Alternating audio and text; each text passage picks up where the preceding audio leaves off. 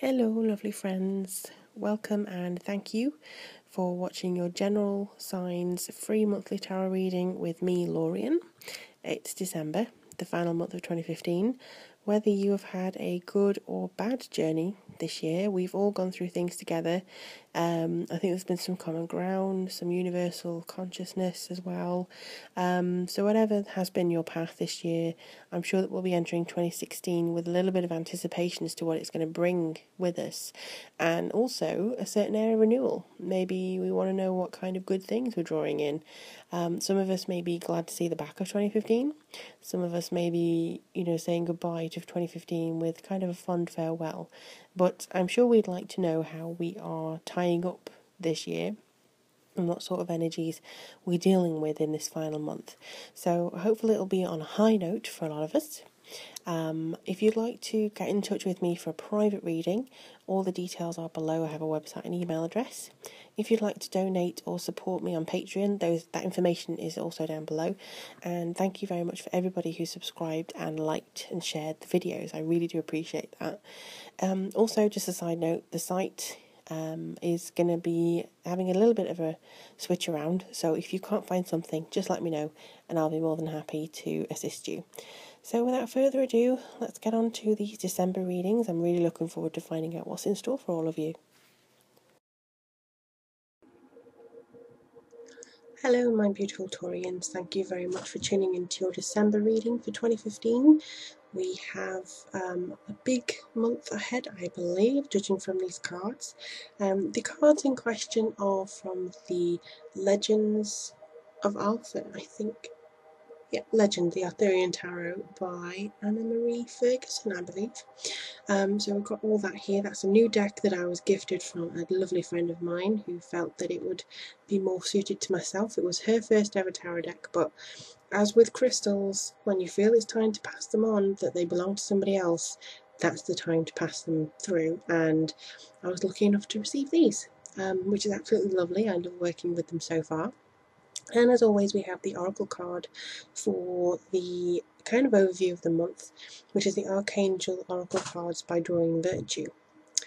Now, I have had to rough a little bit of my Camelot legendary knowledge this month, just because I needed to reacquaint myself a little bit with what was going on. Let me take a look now. They're drawing me first to the Oracle card. I know normally I do it at the end, but first it's the Oracle card. And it's Gabriel. And their advice is it is time for you to assume your leadership, power and position and lovingly guide others. Now normally, I would say that this is more to do with being at a certain standpoint and being in control, organising, the sort of head of the family or head of a business type organisation. Here I am very much drawn to the orange, and orange is to do with the sacral chakra, so I believe this is also to do with your sense of who you are as a physical being, and also how you can incorporate your sensuality as well as your spirituality into moving onwards. Now, I know a lot of Taurus and Scorpio partnerships. There are so many, and I don't know how that works, or why that works. I suppose it could be because Taurus and Scorpio are the opposites of each other, but for me, I look at it and I see it as a lot of similarities.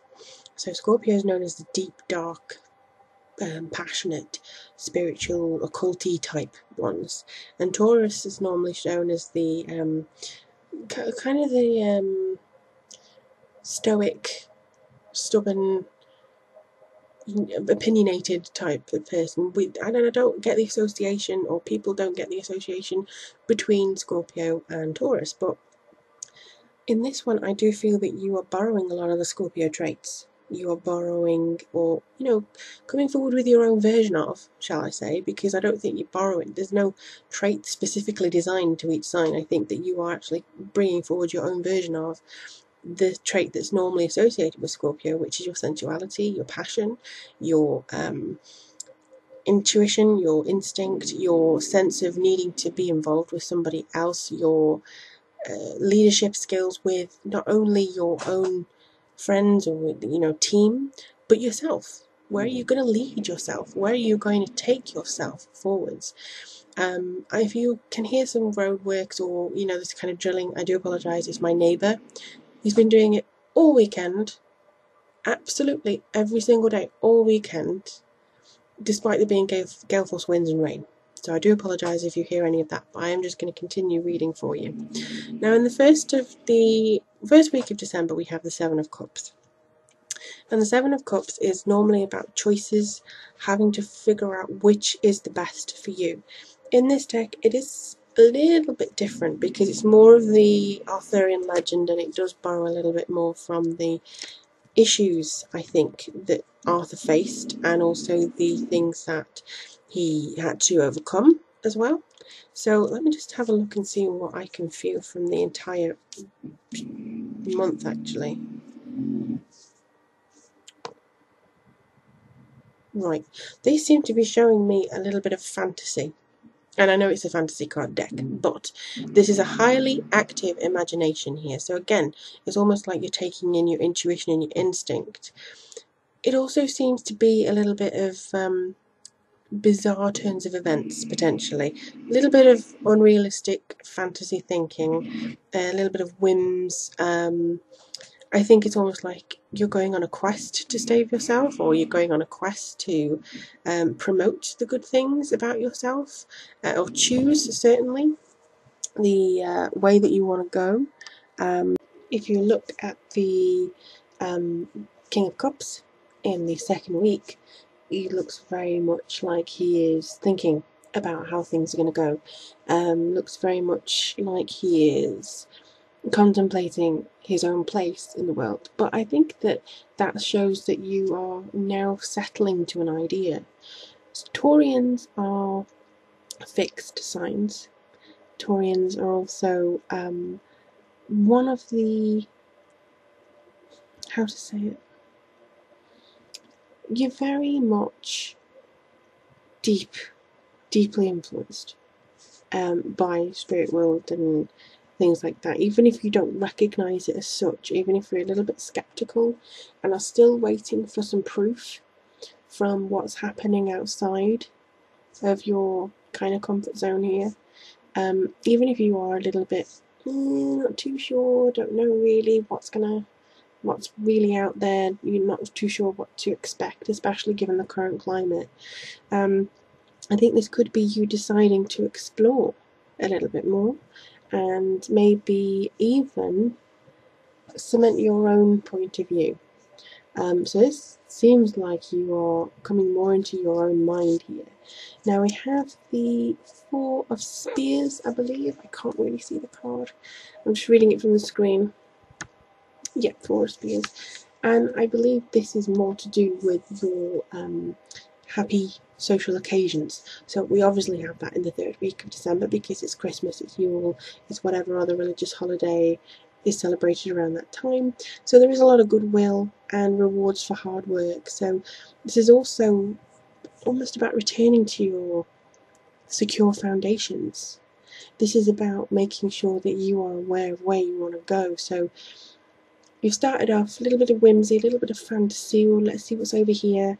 King of Cups in the second week.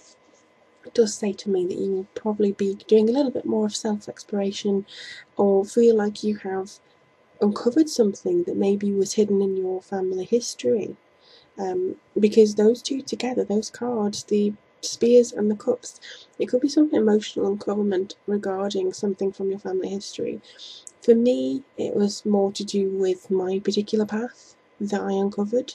But I feel like for some of you Taurus out there, you could uncover something that makes you feel validated in some way. I get the feeling that you are going to find somebody or something from your past as well, which makes you feel like you are one with somebody else. So that's a really nice feeling. I really, I'm looking forward to you experiencing that. The Four of Spears again, though, it seems like you have to create something in this week. Now that you have some time to think about where you are going in your entire life, or where you want to be in the future, that's probably the best time to plan, when you're around the people who your path could affect. And the Six of Swords, actually, my eyes keep jumping around the screen. The Six of Swords is you starting on that quest. It is you travelling. It's you setting sail, maybe on a journey that you hadn't totally anticipated on taking. You may still have a little bit of, how to put it, it's a really delicate situation, so I'm trying to figure it out as best as I possibly can. Because they give me the emotions I can't really write. So they seem to be saying that you are going to have to sacrifice, or feel like you're sacrificing something in particular to set forward. And I think it could be time spent with loved ones, time around loved ones. They're giving me almost like the image of the army. So it could be that you are going, right, I'm going to go off on this quest now. I'll make my peace with my home and my family.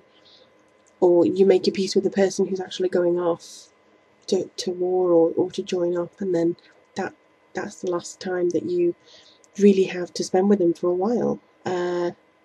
Six of Swords, though, for you personally, Taurus, I would say that this is more to do with your own inner quest, and a few people around you may be trying it on a little bit.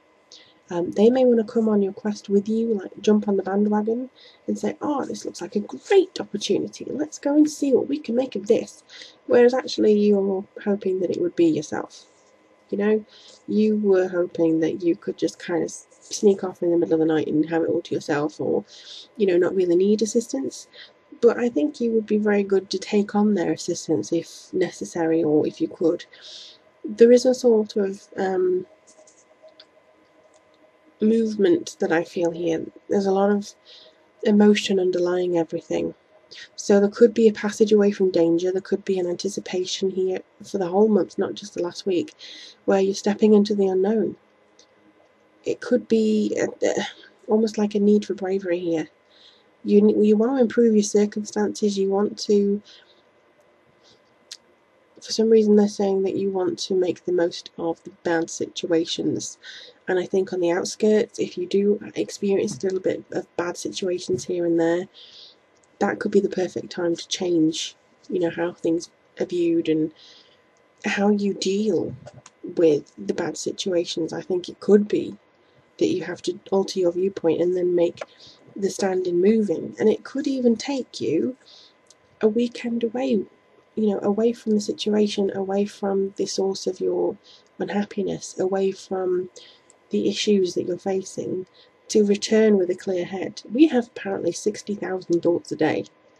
Meditation is supposed to help you narrow those down and release you from the pressure of that. But if you think that the stressed person probably has near 90,000 thoughts a day, you deserve a little bit of a break of that overthinking and that pressure that may be on this occasion self-placed. So I think that you are going to regain your leadership, and you are going to see where your own path is going to lead you throughout December.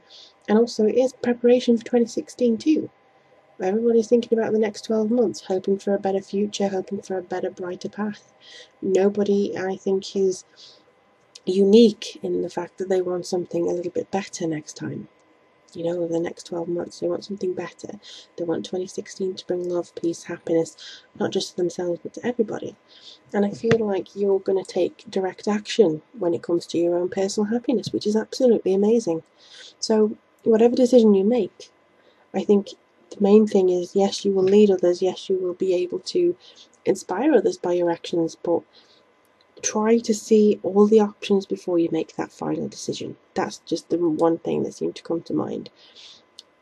If you are afraid of any step that you feel like you don't want to take, you don't have to take it. There are alternatives, but there is still some kind of, there's still a need, I think, within that brings this forward, that brings this need to change now before it gets to the new year, that I think will be very prominent for you. If you'd like a personal reading on this or any question that you have, just take a look at my website. There's a various array of forms of readings from email to Skype. And if you'd like a 2016 reading, those are still available on the homepage of the website. If you'd like to support me on Patreon or by donating, the details are down below as well as the website as well. And yeah, thank you very much for liking me on Facebook, Twitter, following me there, sending me emails, connecting with you that way. It's really, really appreciated. Sorry if the works next door interrupted the beginning of the reading, but he's ironically been quiet now. So let me have a look and see what we can do for you in 2016. I really look forward to reading for you come January. And in the meantime, Taurus, take heart and take care.